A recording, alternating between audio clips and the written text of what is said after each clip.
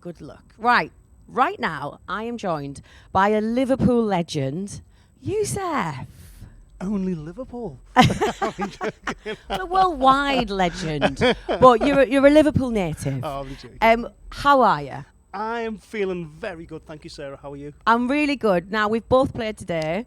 You've just been playing the Steelyard. Yeah. How was it? It was really fun, actually, because I got to set my own pace this year. Yeah. So last year I went on after Eli Brown. Shout to Eli, but he kicks it. So this year I was on a bit earlier, but it meant I could kind of get into my groove. And it was brilliant. By the end, by the time I'd finished, the whole arena was bouncing. So I'm full, so it was good. It's a nice feeling. Do you feel like pressure when you play in the Northwest because you're from here, or does it not really bother you?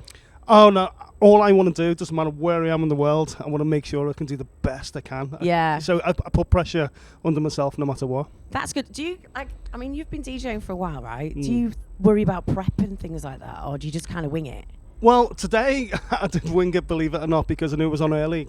And plus I just come back from South America, so I had so many new tunes for the South America tour that was okay. But normally I don't arrive at a gig without at least a folder full of completely brand new music. Yeah. Because for me, I've got to be excited to play, not just kind of play a set. I've never got a set planned ever.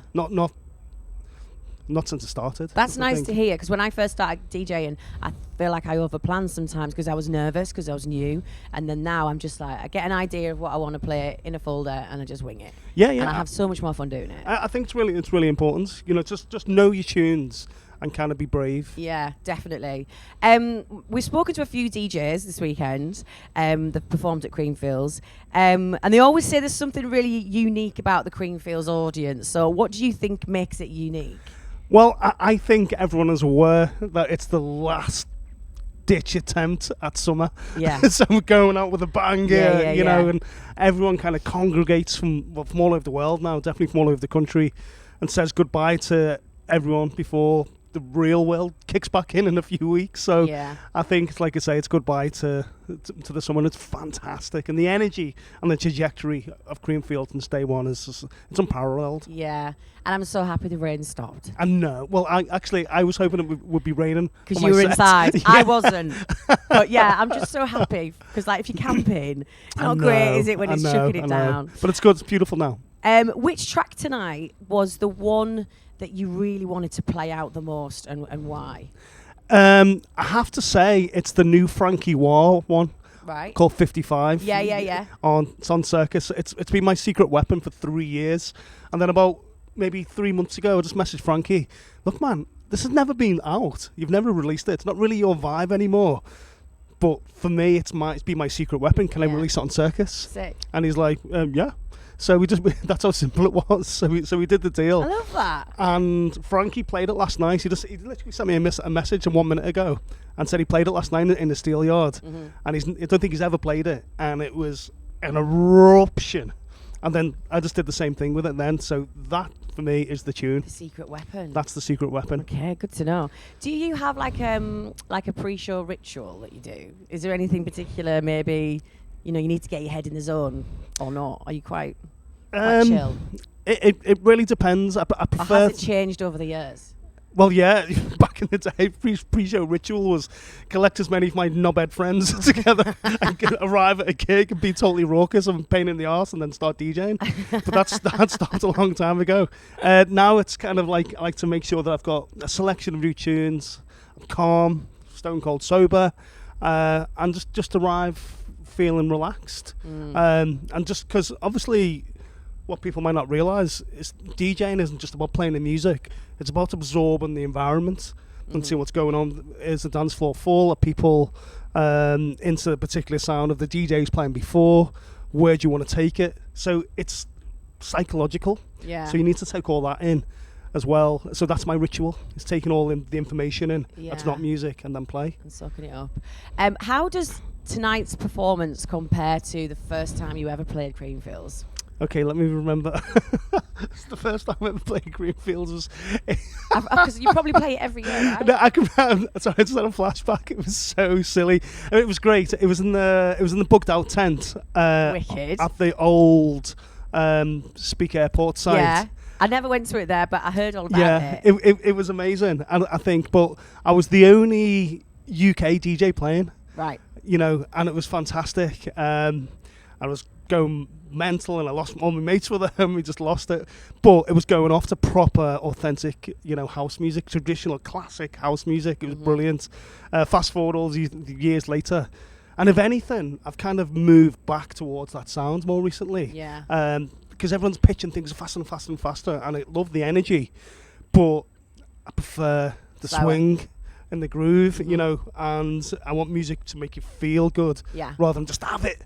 So I like to find Yeah. I like to find the balance. I feel like we're going through a change. It's a political thing, isn't it? I think because you've been in lockdown, people want faster music. It's all going to slow down again. I think what's happening simultaneously now is the harder sound that which is cutting through, and you know Hannah and Ben and all those guys are playing that. But the classic house sound is really starting to ferment underneath. Yeah. And you know, because a lot of the kind of beats and bass hot creation sound, which is big, is kind of maturing, which means it's swinging back to kind of like more well produced, broader music, and I can see it from what's coming my way. Yeah. Definitely what I'm making. It's exciting. So, yeah, it is. It's really exciting. All right, I've got a question for you. Is house music for you still interesting? And do you want to experiment with other? Is this a question for other producers? Maybe. So maybe like, is there maybe like a producer that you want to really work with, like team up with at the moment? Well, like double up with on a track. I guess so. I mean, because I'm always making music. I've just almost finished my fifth album. Wow. It's like 95% done, and there's so many collabs on there. But usually I like to work with people nobody knows. Okay. Because I find, one, it comes with less headaches in terms of trying to kind of resolve it, get people in the room, the kind of contractual complications that go with it. I like to keep things really simple and honest. So the projects that I'm doing tend to kind of be with people that either need a leg up, they're new, they're creative, they're excited to work. They don't have a kind of agenda. They just want to make music. Yeah. And I find that much more exciting than working with massively established artists. Where I can imagine is a bit of a headache. Yeah. Okay, whatever socials you're watching on, make sure you join the chat. It's #Creamfields 2023. Put in your questions there. We're going to be speaking to Armin van Buren later on as well, so if you've got any questions for him, then drop them in there. Okay, right. We're not doing quickfire round, are we? Yeah, okay, all right, okay, we're going to do that. Okay, quick fire questions. Dun, dun, dun! 1 second, I'm trying to find the quick fire questions. Let me find them.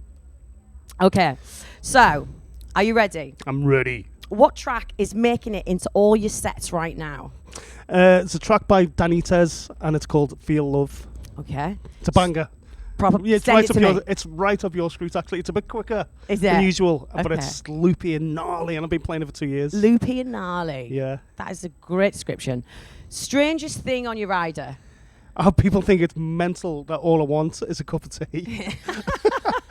You know, I don't really have anything on my rider anymore at all. Really? No. Mine's sparkling water and Is Harry it? Buzz. Yeah. Yeah, to be fair. DJ at a sunset or a sunrise? Definitely sunrise. Yeah. Yeah.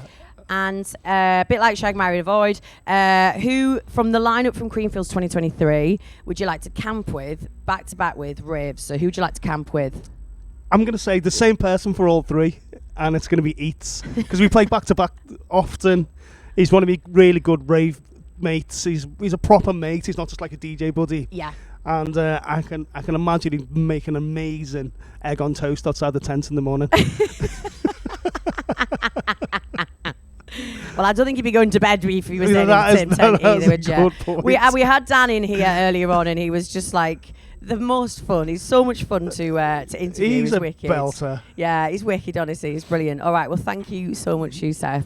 Anything for you, Sarah? Brilliant. Thank you so Cheers. much. Cheers. Thank you.